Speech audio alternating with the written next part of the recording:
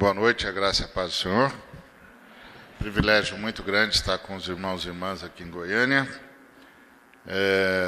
Reitero e ratifico o agradecimento do Tiago, ao Ministério Sal da Terra, ao Marcão, ao Paulo. De fato, o apoio deles não apenas possibilita esse encontro, mas é um renovo para a gente. A gente vem numa batalha aí de anos e a gente já estava sem fôlego. Então, a chegada dos irmãos foi presente de Deus. Muito obrigado. Presente de Deus e palavra de Deus para nós. Bom, eu vou trabalhar no mesmo tema que o Neil, a igreja que enfrentou a pobreza. E eu vou trabalhar em cima da igreja primitiva, como descrita em Atos dos Apóstolos, para a gente ter uma noção do grande projeto por detrás da obra de Cristo de implantação da sua igreja. Oba. Obrigado.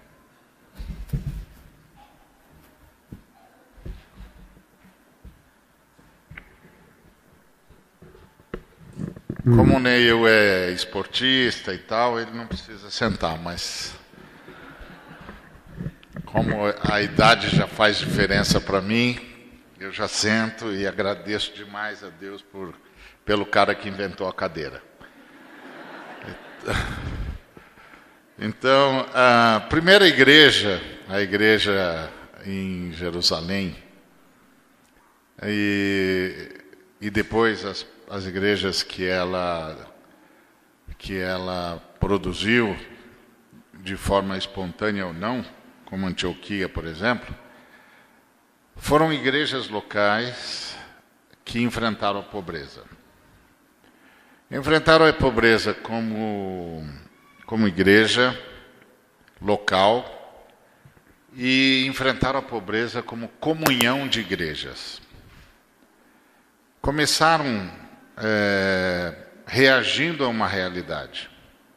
A igreja de Cristo nasceu em meio aos pobres, nasceu em meio aos escravos, nasceu em meio aos despossuídos e decidiu enfrentar a pobreza.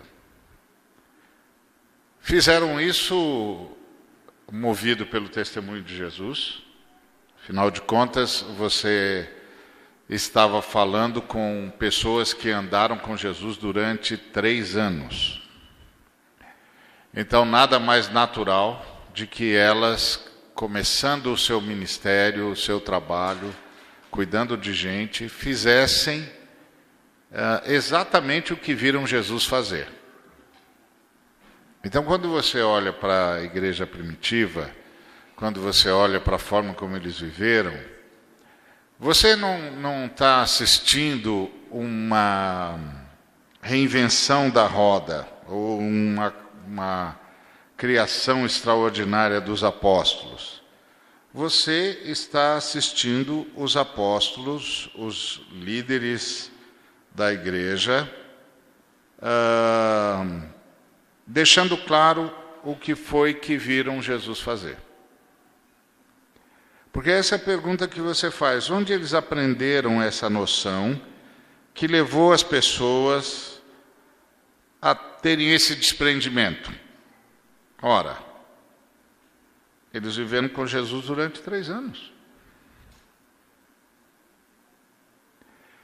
Então, eles simplesmente reproduziram o que viveram com ele.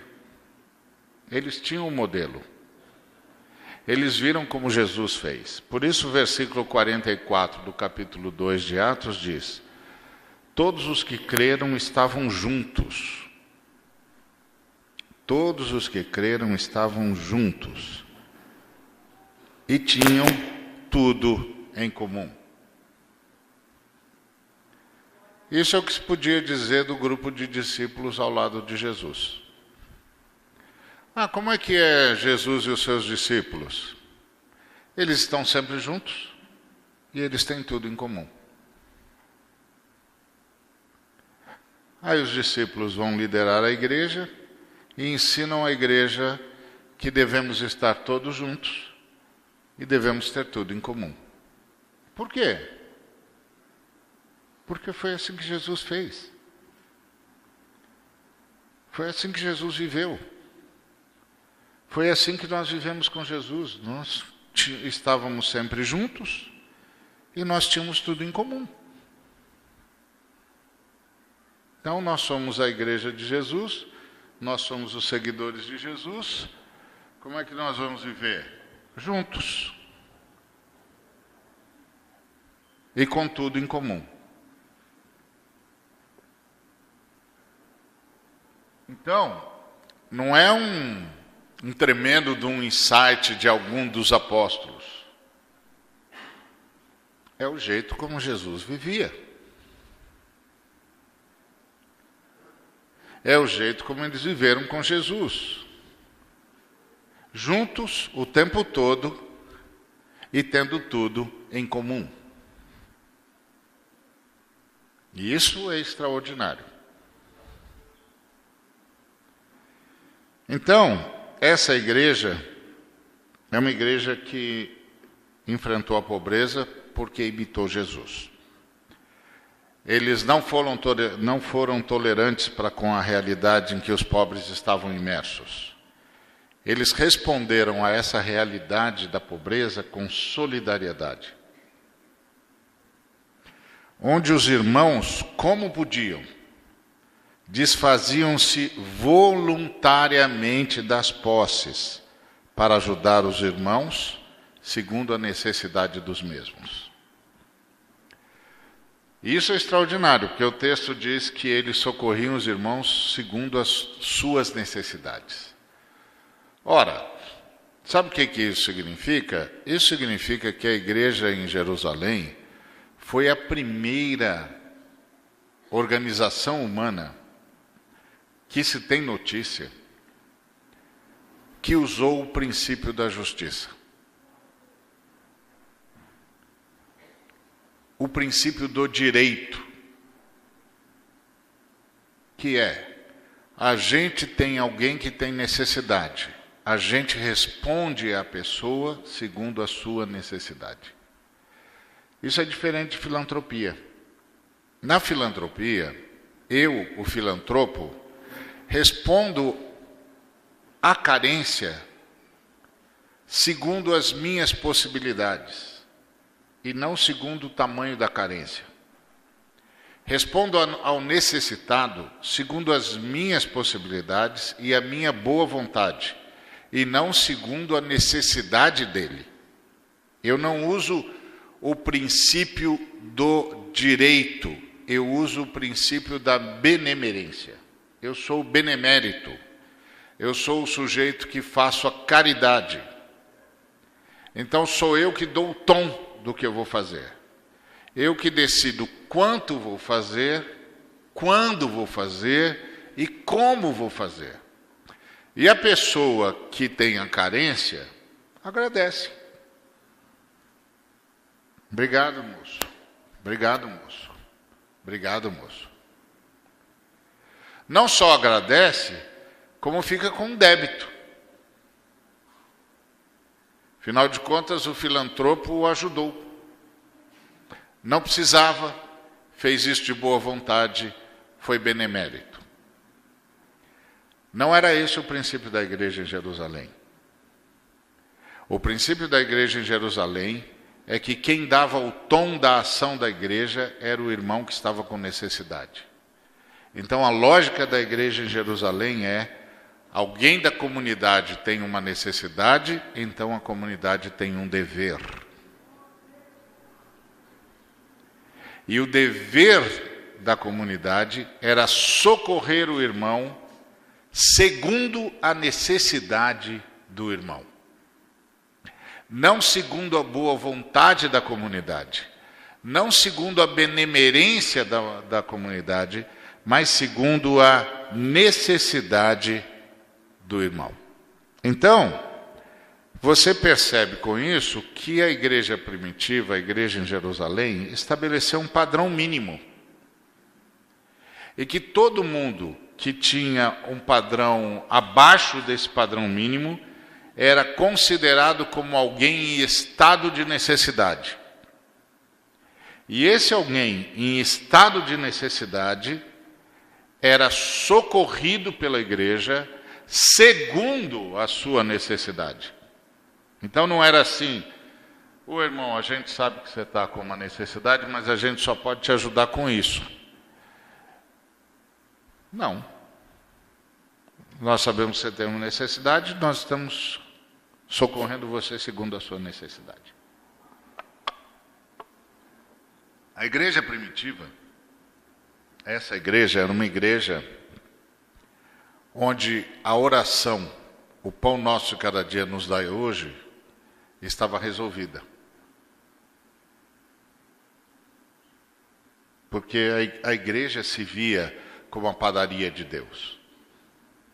Está resolvido. Todo pão que tiver será pão nosso. Toda possibilidade que houver será possibilidade nossa. Está resolvido. Está respondida a oração. A gente nem sempre se dá conta de que quando a gente aprendeu com Jesus a orar, o pão nosso de cada dia nos dá hoje, a gente não se deu conta de que a resposta àquela oração seria a igreja. Porque quando Jesus ensinou os discípulos a orarem, ainda não havia a igreja como nós a conhecemos. Havia o grupo de discípulos, as pessoas que seguiam de mais perto, as pessoas que seguiam de mais longe, as pessoas que eram beneficiadas, as pessoas que observavam. Mas a edificação da igreja viria com o derramar do Espírito Santo no Pentecostes. E aí, nesse processo de discipulado, os discípulos, os alunos de Jesus, pedem a ele que os ensine a orar.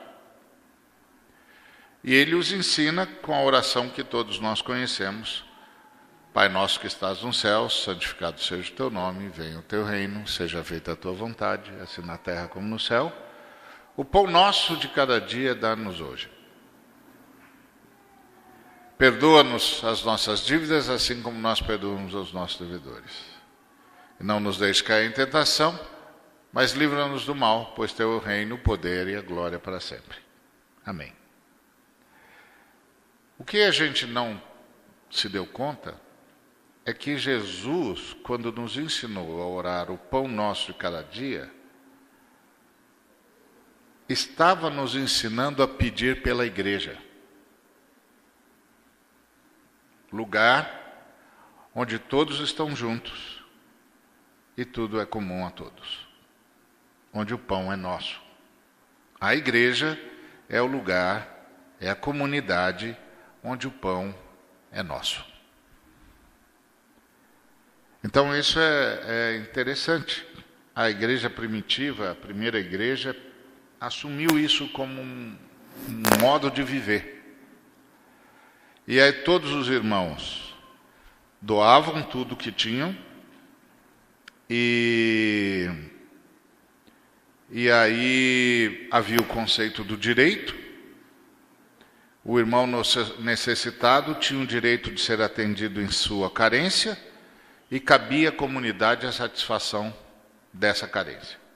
Agora, era um lugar onde todo mundo trabalhava. O próprio Paulo disse lá em 2 Tessalonicenses 3,10, quem não trabalha não coma.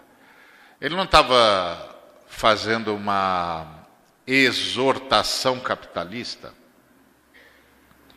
Ele estava fazendo uma admoestação cooperativista. Ou seja, todo mundo tem de participar da cooperativa. Todo mundo tem de contribuir. Porque o irmão que se recusasse a trabalhar, se recusava a participar da lógica comunitária, onde todos, para todos, trabalham. Então a fé cristã gerou um novo tipo de comunidade. Uma comunidade em que todos trabalham para todos. Uma grande cooperativa em que todo mundo está prestando serviço à comunidade e está levantando recursos para a vida comunitária, para a comunidade de Jesus. A igreja primitiva tinha uma noção de povo do reino de Deus que nós não temos, nós perdemos. Em parte disso, porque nós criamos muitas bandeiras particulares, né? E então, quando o camarada me pergunta de que igreja que eu sou, eu digo o nome da minha denominação. E eu não digo, ora, eu sou da igreja de Jesus Cristo, mas eu me reúno num segmento da igreja que se autodenomina tal. Eu não faço esse trabalho na mente. Eu deveria. Quando o camarada me perguntasse de que igreja que você é, eu deveria dizer, eu sou da única igreja que existe. Sou da igreja de Jesus Cristo. Agora, eu me reúno com um grupo de irmãos e nós nos autodenominamos fulanos, por causa da nossa ênfase. Mas nós somos parte da igreja. Não existem duas igrejas, só há uma. Mas como nós temos uma determinada ênfase, então nós nos reunimos a partir dessa ênfase e nós nos autodenominamos fulanos. Mas igreja só tem uma. Nós somos da igreja de Cristo. A igreja que Jesus Cristo fundou e que o Espírito Santo sancionou e concretizou. Só tem essa. É a igreja que ele vem buscar. Porque é isso, não é? Ou você não é do tipo que acha que só o pessoal que se reúne sob o nome que o seu grupo se reúne vai ser arrebatado. Não acha isso não, né? Então, graças a Deus, já melhorou. Já melhorou. Você já sabe que a igreja é uma só. Que, portanto, eu não posso dizer que eu sou da igreja Y. Não tem igreja Y, só tem uma igreja. Eu faço parte de um segmento da igreja de Cristo que, por causa das nossas ênfases, se autodenominou assim. Ponto. Mas nós nos reconhecemos como parte da igreja. A gente não trabalha mais com essa concepção. Por isso a gente quase trata as nossas divisões como igrejas separadas entre si. Como se o senhor fosse polígamo e tivesse muitas esposas. Então, a igreja primitiva era uma igreja cooperativa. E todos cooperavam com todos. A igreja primitiva, inclusive, desenvolveu um programa de sustento das viúvas. Uma espécie de programa previdenciário da igreja. A igreja assumiu a responsabilidade por aquelas que não tinham mais acesso a trabalho remunerado. E levou isso tão a sério que criou uma categoria de oficiais só para cuidar da previdência, da seguridade social da comunidade. Porque foi para isso que nasceram os diáconos. Eu estava pregando na igreja em São Paulo ontem, uma igreja no bairro, na zona leste de São Paulo, e eles me chamaram para ir falar lá sobre o Dia Internacional da Mulher. Eu sei que foi dia 8, mas eu só podia ir dia 14, então eles adiaram para o dia 14. Aí eu falei, tá bom, então vamos falar sobre o dia 8 no dia 14. Aí fui lá falar sobre o dia 8 no dia 14 e li a ordenação dos apóstolos, dos diáconos, e disse para as irmãs, esse aqui foi o primeiro Dia Internacional da Mulher. Quem inventou o Dia Internacional da Mulher foram os apóstolos.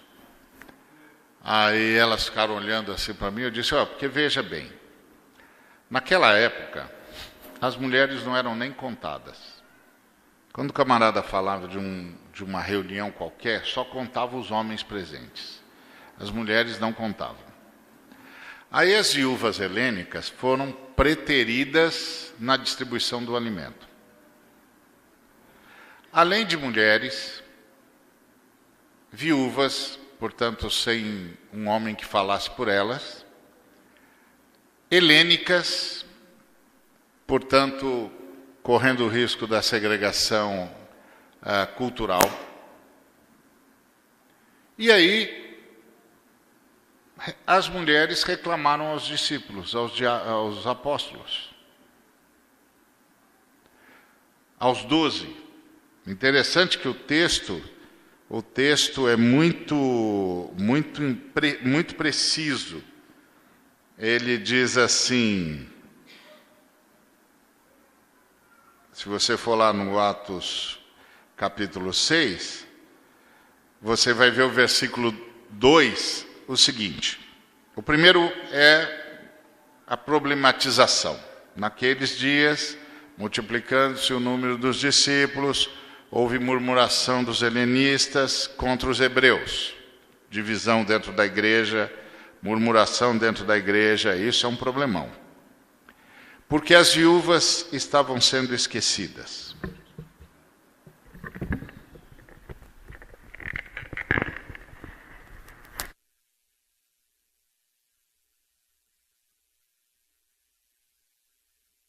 Joia. Obrigado. Porque as viúvas deles estavam sendo esquecidas na distribuição diária. Então, o problema está aqui, possível divisão na igreja, uma igreja que pregava amor, estava vivendo uma segregação social. Esquisito. Isso quer dizer que o mundo está entrando na igreja. A marca que o mundo está entrando na igreja não é os costumes mundanos, assim, os usos e costumes mundanos. Isso vem depois. A primeira marca é a segregação de pessoas. Você sabe que o mundo entrou na igreja quando os crentes não se veem mais como iguais. Quando os homens se julgam superiores às mulheres, as mulheres se julgam superiores aos homens, os brancos se julgam superiores aos negros, os ricos se julgam superiores aos pobres, os mais cultos se julgam superiores aos menos cultos, quando os que estudaram mais a Bíblia se julgam superiores aos que estão chegando e ainda não têm conhecimento.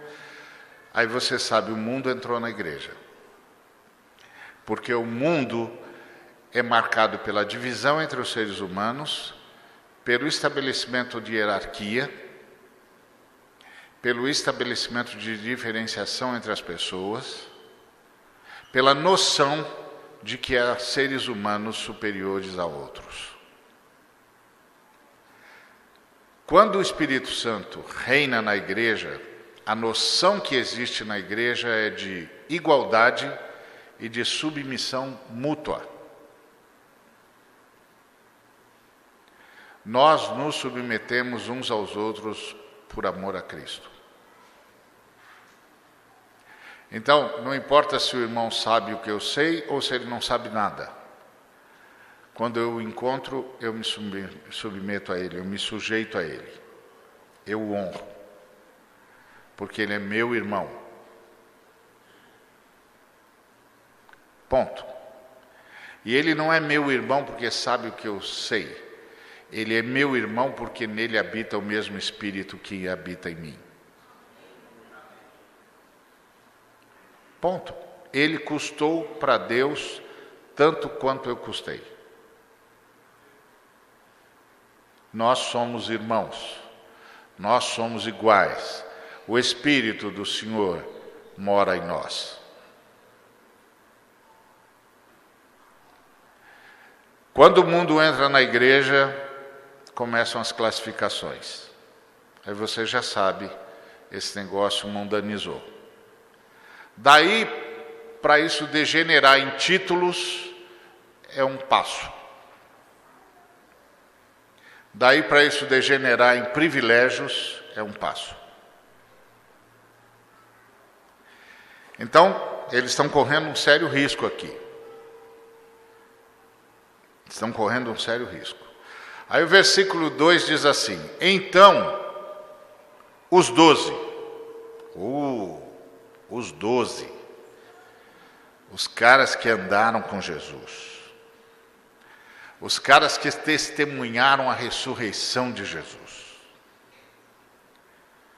Os caras que conviveram com Jesus durante 3 anos, que ouviram tudo o que Jesus disse. Os 12.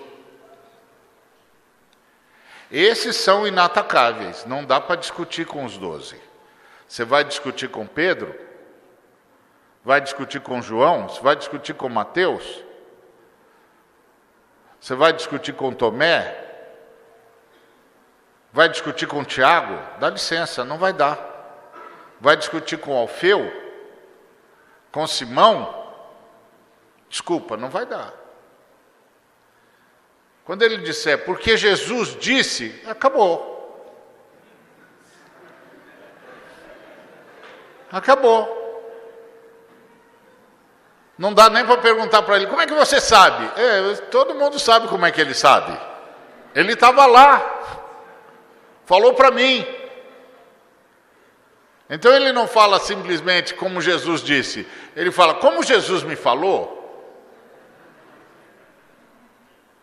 Você vai discutir com eles? Não dá, desculpa, vai ficar para a próxima.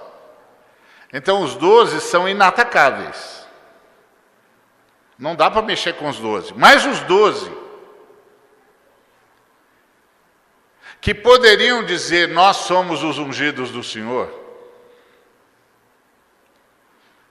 Mas os 12 que poderiam dizer, nós sabemos o que vocês jamais saberão. Mas os 12, que eram as colunas da igreja, pararam para ouvir as mulheres.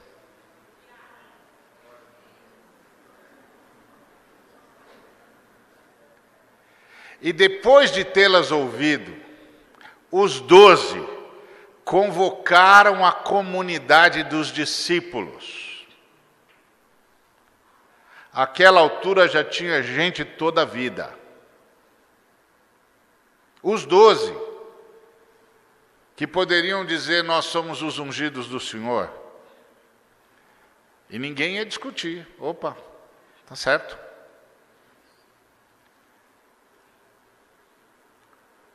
Os 12 que podiam dizer, como Jesus me falou,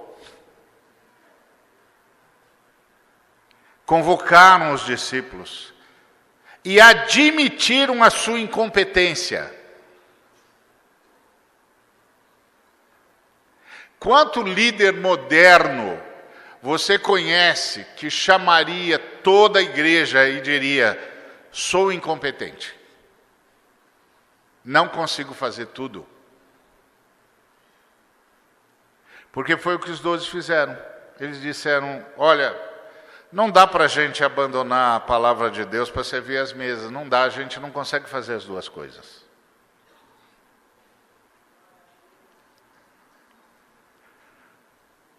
E daí? Daí precisa arranjar gente que cuide disso. E como vai arranjar?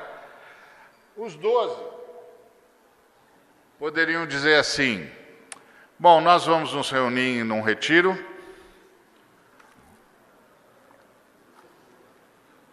nós vamos orar, nós vamos pedir para Jesus se manifestar de novo diante de nós. Ele vai nos dizer quem deve ser o quê. A gente volta aqui e indica os caras. Quem ia discutir com os 12?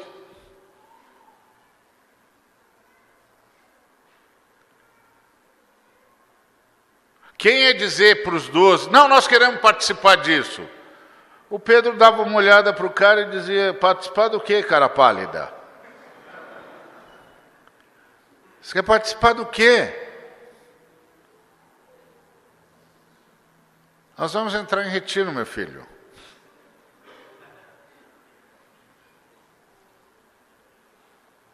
E retiro nosso, meu amigo, é transfiguração, tá sabendo? É outro nível aqui, meu amigo. Aqui é outro nível, entendeu? Não é oraçãozinha pedindo cabelo no lugar da careca, não. É outro nível aqui, meu filho.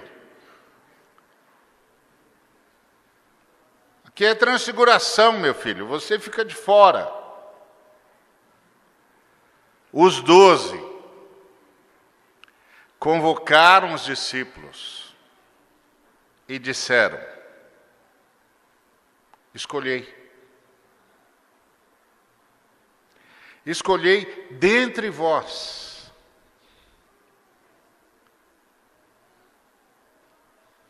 sete homens para servirem as mulheres.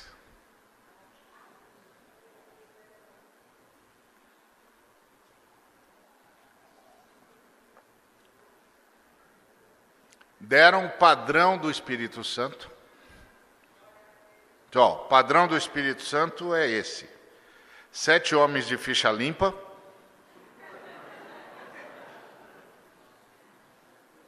certo? Boa reputação, cheios do Espírito e cheios de sabedoria. Escolhei entre vós, segundo o padrão do Espírito Santo. E eles vão ser encarregados. Nós os encarregaremos desse serviço. Nós vamos repartir o poder. Eles vão cuidar da seguridade social da comunidade. Tudo que vocês precisarem, não precisa mais falar com a gente, vocês falam com eles. Vocês só têm de tomar cuidado para que eles sejam gente segundo o padrão do Espírito Santo. No que é que eles confiaram? Primeiro, eles confiaram no discipulado deles. Eles confiaram que aquele povo sabia o que significava gente de ficha limpa. Eles confiaram que aquele povo sabia o que significava gente cheia do Espírito Santo.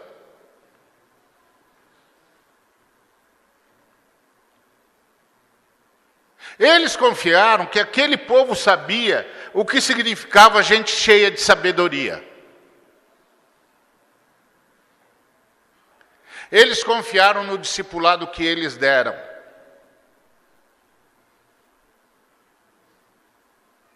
Nós ensinamos vocês.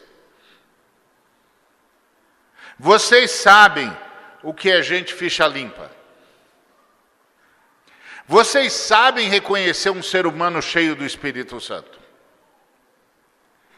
Vocês sabem reconhecer um ser humano cheio de sabedoria.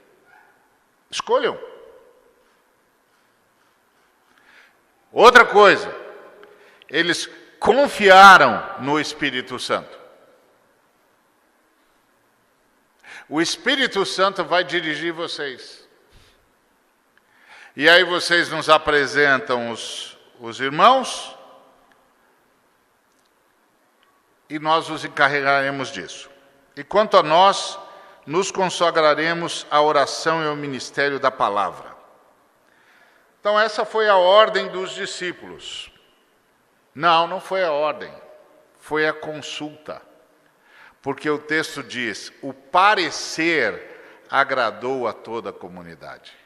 Gente, por que os 12 perderam tempo em consultar a comunidade?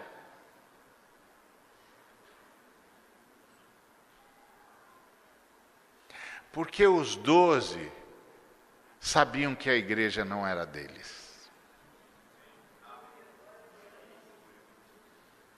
Os 12 sabiam que a igreja era do Espírito Santo. Os 12 sabiam que a igreja era de Jesus. Os 12 sabiam que a igreja é do Pai.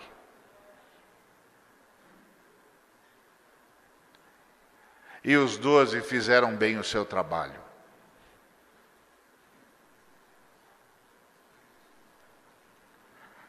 E aí eles, então, elegeram Estevão, o Filipe, o Prócoro, o Nicanor, o Timão, o Pármenas, o Nicolau, apresentaram aos discípulos, os discípulos oraram, lhes impuseram as mãos e disseram, vão servir as mulheres, vão tratar da seguridade social da comunidade, vão manter o padrão de justiça. Assim a igreja enfrentou a pobreza. Essa foi uma decisão revolucionária. Porque eles reconheceram o direito das mulheres numa época em que ninguém prestaria valor a essa causa. Agora está bonito esse negócio, hein? Com iPad e tudo. 10 minutos. É um trabalhão achar um app só para dizer para o cara que ele só tem 10 minutos, hein? Impressionante, meu Deus do céu. Então, desse enfrentamento da pobreza, surgiram conceitos de intensa pedagogia na igreja. Primeiro, textos como, aquele que furtava não furte mais. Antes trabalhe para ter com que acudir o necessitado. Se esse texto fosse assim, aquele que furtava não furte mais, antes trabalhe para ter com que pagar as suas próprias contas, ninguém ia achar ruim. Porque a gente pensa que o contrário de roubar é trabalhar para arcar com as suas próprias responsabilidades. Mas o que o texto está dizendo é que o contrário de roubar é passar a socorrer o outro. Antes trabalhe não para si. Aquele que furtava, não furte mais. Antes, trabalhe não para si, mas para ter com que acudir ao necessitado. Aqui, a vitória sobre o pecado do furto é passar a contribuir com o necessitado. De lesa patrimônio a sustentáculo dos despossuídos de patrimônio. Olha que coisa impressionante. Não é deixar de roubar para ser construtor do seu próprio patrimônio. É deixar de roubar para ajudar o que não tem patrimônio nenhum.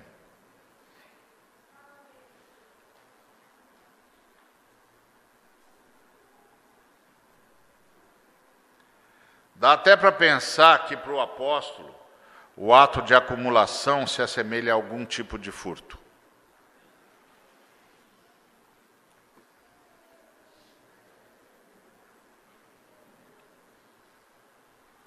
Bom, também faz sentido, porque se o pão é nosso, por que um tem tanto pão e outro não tem nada?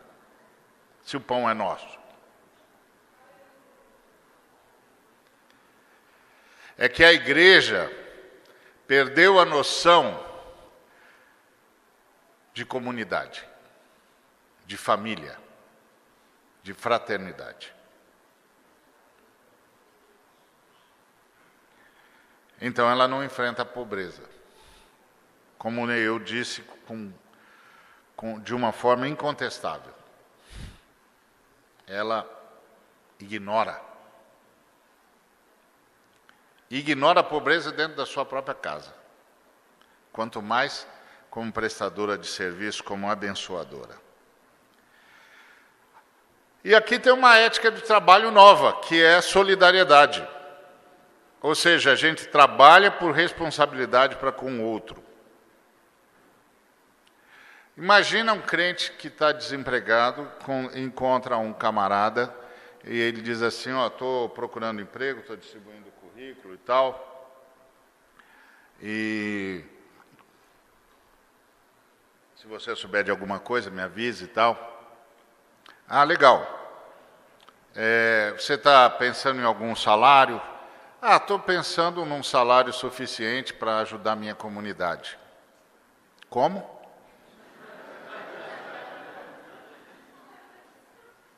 Não, estou pensando num salário para ajudar a comunidade. Desculpa, não entendi. Não, eu faço parte de uma comunidade. Você está falando da sua família? Não, estou falando da minha igreja. Como? A comunidade. Sou parte de uma comunidade. E todos nós trabalhamos uns pelos outros. Eu quero fazer a minha parte também, então eu estou pensando num salário assim, porque esse salário eu posso cooperar com todo mundo, também dou conta das coisas que estão lá em casa, se bem que isso não é um problema, porque a gente vive em comunidade. Qualquer coisa eu posso recorrer à comunidade, mas eu quero fazer parte da cooperativa. Ah, interessante, né? Vocês vivem assim mesmo? É assim mesmo, desse jeito. Ah. E como é que você está? Está precisando de alguma coisa? Não estou precisando de nada, não. Está tudo bem. Ah, está tudo bem? Mas seu filho não estava numa escola assim? Estava. E agora? Continua lá. Continua? Mas por quê?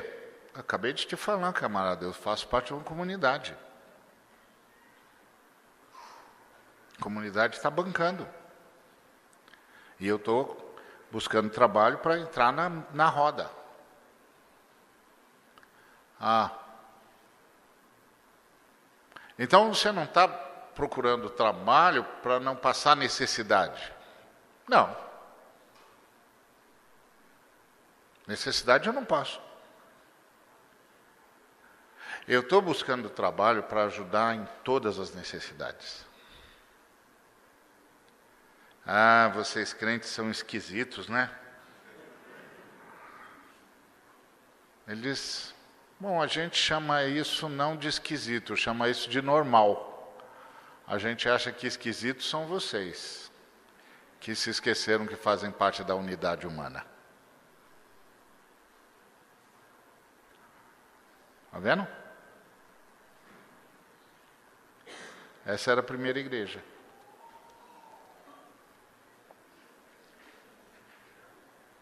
Ela enfrentou a pobreza, gerando comunidade.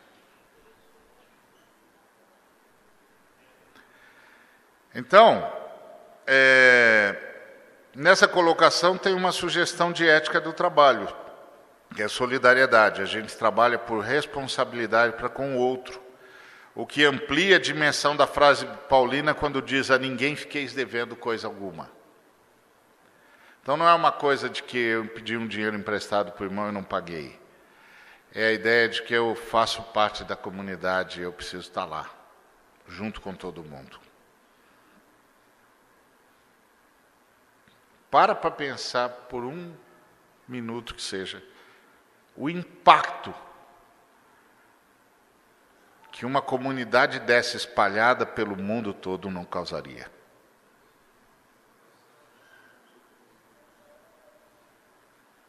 Imagina. Então, há um assumido débito para com o necessitado. Como disse o Paulo, não é para que os outros tenham alívio e vós sobrecarga, mas para que haja igualdade, suprindo a vossa abundância no presente a falta daqueles, de modo que a abundância daqueles venha suprir a vossa falta. E assim haja igualdade, como está escrito: o que muito colheu não teve demais, e o que pouco não teve falta. Porque nós somos uma comunidade. Percebeu? Então, essas palavras foram ditas no contexto da igreja e da coleta da igreja para Jerusalém. Então, surge a possibilidade da leitura de um apontamento na direção da universalização do trabalho solidário. Então, a igreja tinha uma noção do trabalho solidário. Algo semelhante ao conceito de construção permanente da comunidade, capaz de gerar um conceito de acordo internacional pela erradicação da pobreza, pela busca da igualdade entre as nações, pela partilha, onde os superavitários se responsabilizam pelos deficitários, o que ocorre numa perspectiva de acesso universal ao trabalho e num consenso de que todos trabalham por todos, pois a humanidade é que está em foco. Então, a proposta do reino de Deus, a proposta da igreja, é que as nações entre si fossem solidárias com uma comunidade.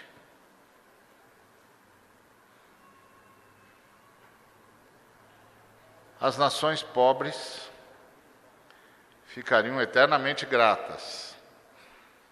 Eu me lembro que eu ouvi uma vez de um alto comissário da ONU, que era responsável pela área de saúde na África.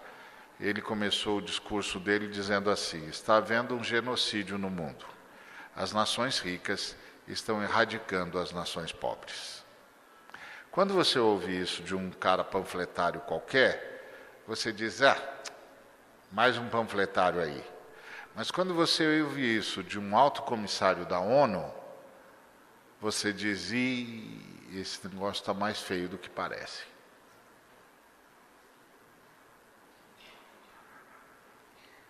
São os dados que o Neil trouxe aqui. Então, a fé cristã tem uma proposta de alcance universal, onde os superavitários se responsabilizam pelos deficitários, e isso é numa perspectiva universal de acesso ao trabalho, num consenso de que todos trabalham por todos. Porque o que está em foco é a humanidade. Então, a fé cristã tem uma proposta de construção permanente de comunidade. É uma proposta em relação ao propósito da economia. Então, para a fé cristã, o propósito da economia é gerar uma comunidade internacional, onde quem colheu demais não tenha acúmulo e quem colheu de menos não sinta falta, não passe necessidade. É um parâmetro para a geopolítica internacional. Então, essa igreja que enfrentou a pobreza gerou frases como: irmãos, não vos canseis de fazer o bem. 2 Tessalonicenses 3,13.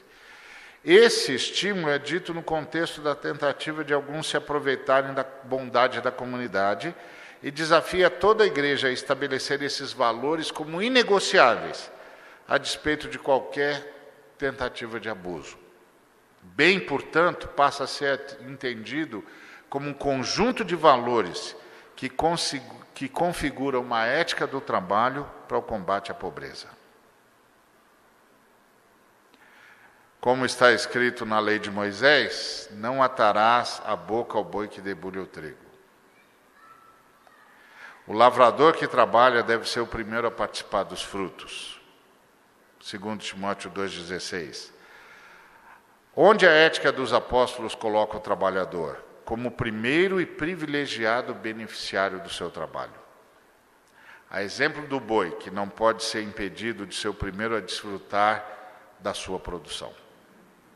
Até porque, como o trabalho é para a solidariedade voluntária, o trabalhador, para poder exercer essa partilha, tem de ter o que partilhar, tem de ser senhor do seu trabalho. O trabalhador está vivendo um princípio ético e um postulado econômico. O trabalhador tem de ser o primeiro a desfrutar do resultado do seu trabalho.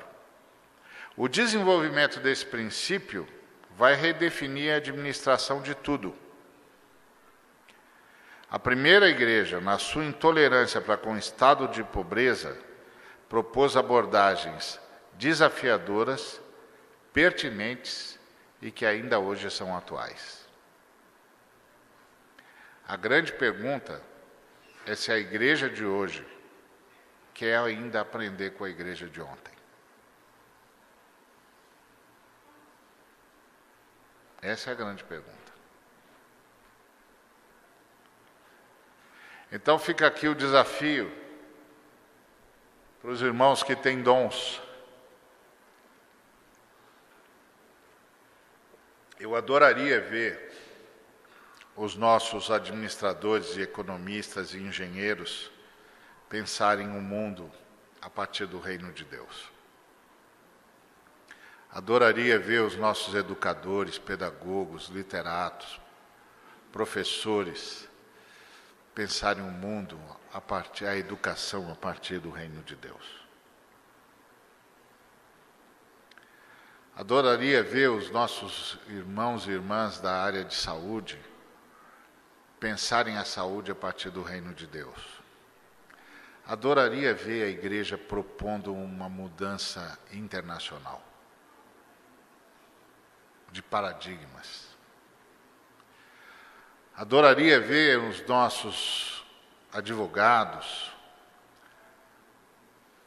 propondo uma nova estrutura legal, penal, judiciária, a partir dessa noção do reino de Deus. Somos uma comunidade. O sonho de Deus é que a humanidade seja uma cooperativa onde todos trabalhem para todos. Nós não precisamos de nenhum teórico fora da igreja. Nós não precisamos de nenhuma teoria fora das Escrituras. Nós precisamos de boa vontade. Nós precisamos de fé no Espírito Santo. Nós precisamos começar a fazer a partir das nossas comunidades. Mas para isso, os nossos líderes precisam aprender com os 12.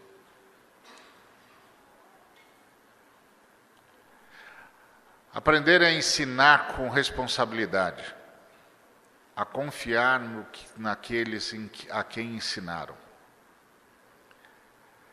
a reconhecer a incompetência, a reconhecer o dom de todos,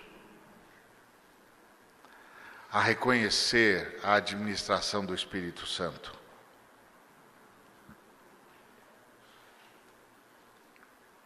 A deixarem de se achar especiais, para que tudo seja comum. Eles não precisam se achar especiais, porque se eles ensinarem bem o povo saberá distinguir os que são cheios do Espírito Santo e os que são cheios de sabedoria.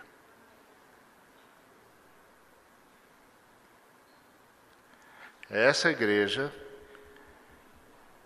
enfrentou o mundo, surpreendeu o mundo e deixou na consciência do mundo uma crise permanente.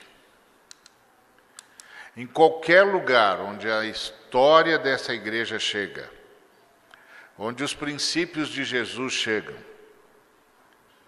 onde as palavras inspiradas pelo Espírito Santo chegam, toda e qualquer sociedade se debruça para perguntar como a gente faz para recuperar o que foi perdido na humanidade. Que Deus nos abençoe.